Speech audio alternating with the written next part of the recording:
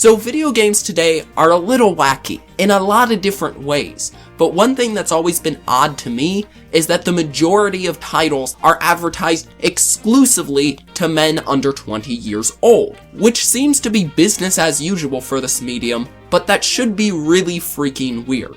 Like, take a second and imagine a world where books are only made for teenage girls, movies are only made for women over 40, and the latest Kanye West album is advertised exclusively to men over 80 years old. That would be absolutely bonkers and there'd be riots in the streets. But take a second to look at our real world, where we have a budding art form that has a combination of movies, music, and literature, and bam, it's only for non-boomer dudes. Why?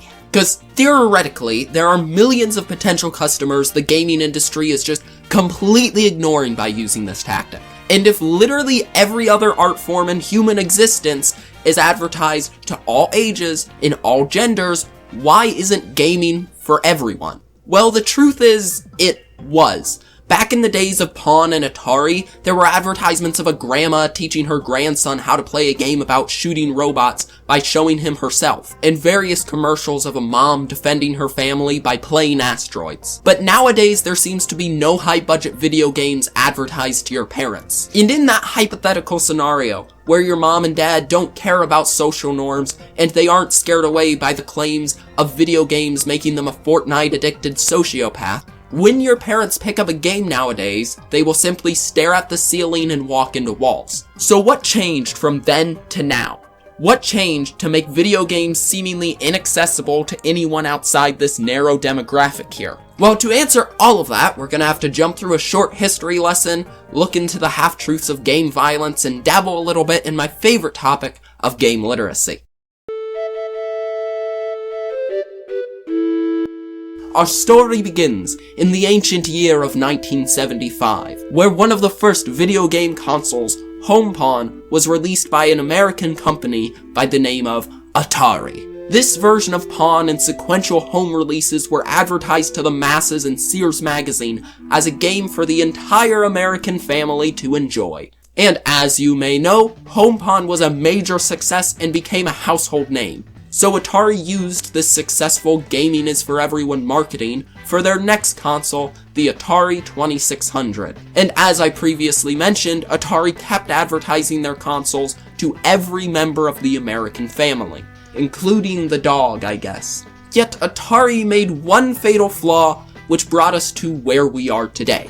The marketing team at Atari wanted to spread the message that their new console could play a variety of games, which is very hard to do when you don't have a variety of games on your console. So they contacted countless third-party developers to get as many games onto their console, seemingly over anything else. And this strategy was successful for a time, and for that time, Atari was the sole king of the gaming world. However, store shelves were soon crowded with broken and buggy titles that were rushed out the door to meet with tight deadlines that were enforced with movie tie-ins. Without the internet, buying games became a gamble of whether or not you'd get anything functional, sort of like the modern equivalent of buying any EA game, but without the patches. The most infamous of these games was E.T., a game created in just 5 weeks in order to release right before the holiday season. That game had such a negative reception that hundreds of returned copies were dumped in a landfill in New Mexico in an event called the Atari Video Game Burial. Because of a constant stream of titles like E.T., the gaming industry crashed, with revenue falling 97% in just 2 years. And to most Americans, this fad of video games was dead. Atari had literally dug the grave of an industry they created. However, in Japan, the great land of anime, there was hope. Fortunately, due to countless complications, the Atari 2600 did not launch in Japan until after the video game crash of 1983. And with no Atari in Japan, there was no game crash in Japan. Instead, a growing variety company called Nintendo released the Nintendo Family Computer, which was unsurprisingly advertised for the entire family, just like the Atari 2600. The console sold 19 million units in Japan alone, So, Nintendo decided to go global and advertise their new console to America, only to find that not a single retailer would sell the thing. In order to sell their console to a society that no longer trusted game developers, Nintendo had to make a few changes on how video games were presented to an American audience. So over 2 years, Nintendo made 3 small changes to their console, which would change the course of gaming's history for decades to come. First, Nintendo started their very own quality control system. So no video games could get onto Nintendo's console if it was unfinished or buggy. Secondly, Nintendo had to present gaming in a different way, so American retailers would give them a chance. Since no one was buying video games in America, Nintendo advertised their console as a toy, and then they had to make the fateful decision of putting the Nintendo family computer in the boys' toy aisle or the girls' toy aisle. You can probably guess what they chose. Once they decided on their American demographic of boys under 10, Nintendo attacked that market in their advertising aggressively. Finally, to reinforce this change to retailers, Nintendo changed the name of their family computer from the Nintendo Family Computer to the Nintendo Entertainment System, because according to Nintendo, gaming was no longer for the whole family. All these changes brought Nintendo success, and their family computer sold more in the US than in Japan. So, Nintendo adopted the boys' toy marketing strategy worldwide and started to make video games with that demographic specifically in mind. Since Nintendo was the most successful gaming company in the world at the time, they set the precedent for what video games were after the crash. They were simply toys for boys. Now, it was no longer socially acceptable for anyone over the age of 10 to play with these video games.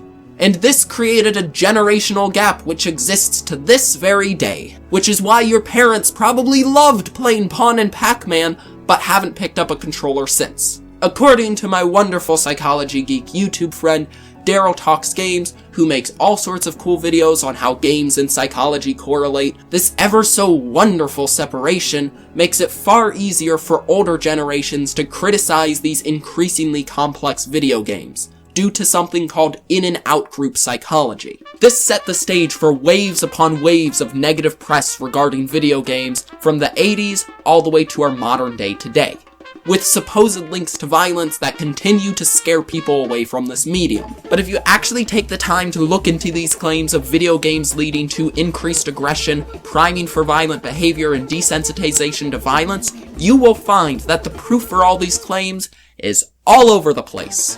For every 10 studies you find finally proving a link between video games and violence, you'll find 10 other studies supposedly disproving that same exact link between video games and violence. For example, the Dartmouth College of New Hampshire studied several thousand children and determined that there is a, quote, relatively small but statistically reliable link to video games and increased aggression. But just 4 months later, the University of Oxford also studied several thousand children in nearly the same way and found that there was no link to violent video games and increased aggression in children. In the scientific method, the experiments you create have to produce consistent results after hundreds upon thousands of identical tests in order to become a scientific theory.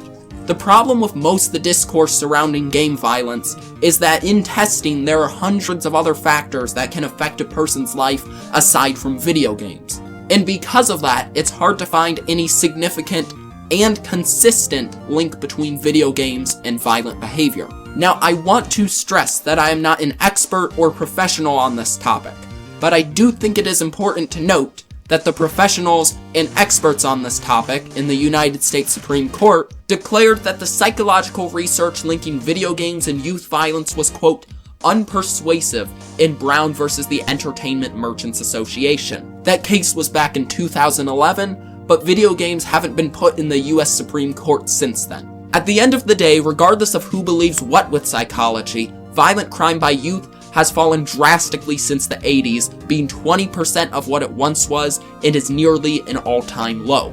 Now, of course, there are thousands of other factors at play here, but my guess is that video games won't make you or your parents violent sociopaths, even if you play as them in certain video games. Regardless, I encourage any of you watching to do your own research, but when you do, make sure to look at both sides of the "do video games cause violence" question. Now, the constant discussion of this topic died down a bit after its initial rise in the 80s, but came back in full force with a wave of violent M-rated games being released throughout the 2000s. In my eyes, this seemed like a generation of game developers who grew up on their original Nintendos, telling their parents, "See, Mom, video games are for adults too, okay?" On the bright side, the surge of M-rated games made it more socially acceptable for any guy up to their 20-somethings to keep on playing these video games, reaching back to the demographic of players who stopped playing the Nintendo games once they turned 10 years old. This expansion into a new demographic seemed to make overall video game sales revenue increase, and one would think you could repeat this behavior with young girls, women over 40, and men over 80 and get the same results. More people playing video games equals more money. Simple math. Yet the problem is that over the years, video games have become far more complex than what they used to be, with ideas like saving, loading, inventories, quests, and moving in a 3D space all becoming so commonplace that game developers don't teach them anymore. I've mentioned this before, but if you were to pick up any book today, like Harry Potter, it would not teach you how to read. It would just assume that you were literate in the English language and knew what letters, words, sentences, and more were before you even picked up the book. Modern video games are the same way. They assume you are literate in gaming's language. The big difference between video games and books is that video games give you feedback. If I stare at Harry Potter for long enough, it's not going to teach me how to read. But if I started up a video game like Rocket League here, I could spend hours on hours mashing all sorts of different button combinations to eventually find the right combination of buttons which allows me to win the match. I use this example because this is exactly what my 2-year-old nephew did over Christmas break. My theory is that many of us millennial or Gen Z dudes learned to be literate in gaming's language through hours upon hours of trial and error when we were younger. But nowadays, if someone who hasn't grown up with video games attempts to play them, they'll likely quit in the first 10 minutes out of frustration, leaving them with a negative experience and a negative impression on video games, which further adds to the negative emotions towards video games by the media. Now, if you wanted to learn how to read, you would start by reading phonics books, which teach you the basics of letters, words, sentences, and more concepts you need to know in order to read a book like Harry Potter.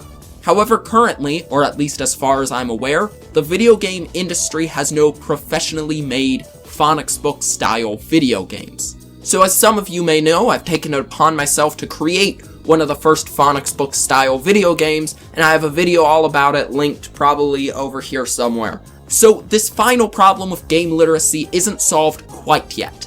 But if you want to help your parents or a loved one learn how to play video games, share some of the information in this video with them. And feel free to check out the video about my free phonics book style video game right here. It may be a very difficult challenge because of all these negative associations, but hopefully you can convince your loved ones to give video games another chance, so they can learn to love this art form like we do. Thanks for watching, everybody, and as always, have a wonderful day, and I will catch you all next time.